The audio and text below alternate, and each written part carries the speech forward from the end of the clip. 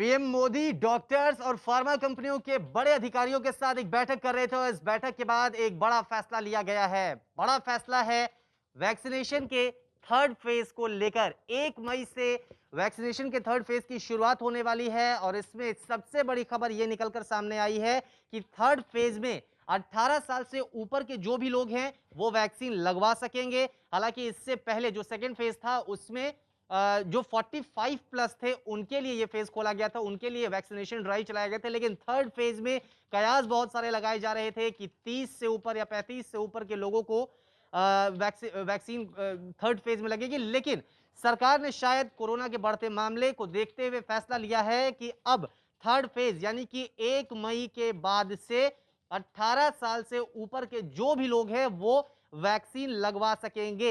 इसके अलावा दूसरी खबर यह भी निकलकर सामने आई है कि जो फार्मा कंपनियां हैं वो 50% अपने वैक्सीन को स्टेट गवर्नमेंट और ओपन मार्केट में दे सकती है। उसके लिए कीमत वही रहेगी जो पहले से तय की गई है। ऐसा नहीं है कि अगर एक वैक्सीन की कीमत 300 रुपए आ रही है या 400 रुपए होती है तो उसे ओपन मार्केट या स्टेट गवर्नमेंट को 1000 रुपए 2000 रुपए में बेचा जाए, ऐसा नहीं होगा। जो फिक्स प्राइस है उसी में होगा। इसके साथ ही साथ 1 मई से केंद्र सरकार की ओर से जो ड्राइव चलाया जा रहा है उसके तहत वैक्सीनेशन फ्री होगा। 18 साल से ऊपर के जो भी लोग होंगे उन्हें आराम से यह दिया जाएगा। इसके अलावा साथ पीएम मोदी की ओर से यह भी कहा गया है कि जो कंपनियां हैं उनकी ओर से लगातार प्रोडक्शन में इजाफा किया जा रहा है, वो दिन रात काम कर रहे हैं और इसी का नतीजा है कि वैक्सीन जो है मार्केट में इजीली अब अवेलेबल है। उसके लिए चिंता की कोई बात नहीं है। हमने भी ये देखा है कि जो कंपनियां हैं वो लगातार प्रोडक्शन कर रही हैं। कुछ हादसे भी हुए थे लेकिन उसका असर वैक्सीनेशन ड्राइव पर नहीं पड़ा। इसके अलावा पीएम मोदी की ओर से यह भी अपील की गई है कि जो स्टार और खिलाड़ी हैं वो सामने आए, वो एक तरह से लोगों को प्रोत्साहित करें ताकि ज्यादा से ज्यादा लोग वैक्सीन लगवा सके और कोरोना से लड़ने के लिए वो एक तरह से सक्षम हो सके। खैर, 1 मई से थर्ड फेज होगा। 18 साल से ऊपर के जो लोग हैं वो वैक्सीन लगवा सकेंगे, लेकिन इसका मतलब ये बिल्कुल भी नहीं होगा कि वैक्सीन लगवा लिए तो मास्क हटा लेंगे, सोशल डिस्टेंसिंग को भूल जाएंगे। उसे पालन करना है। फर्स्ट डोज और सेकेंड डोज के बीच जो अंतराल है, जो गैप है, वो गैप वही रहेगा जो इस वक्त तय है। इसके अलावा अगर हम बात करें तो केंद्र सरकार की ओर से जो वैक्सीनेशन ड्राइव है उसके लिए किसी को कोई पैसे नहीं देने होंगे। अब स्टेट पर भी ये डिपेंड करेगा कि अगर स्टेट 18 साल से ऊपर वालों को वैक्सीन लगवा रही है तो वो फ्री ऑफ कॉस्ट लगवा रही है, मतलब कि वो अपने खर्चे पे लगवा रही है, या फिर जो लोग हैं उस राज्य के उनसे पैसे लिए जाए। खैर, कुल मिलाकर उम्मीद ये थी, कयास ये लगाए जा रहे थे कि जो थर्ड ड्राइव होगा वैक्सीनेशन का उसमें 30-35 से ऊपर के लोगों को रखा जाएगा।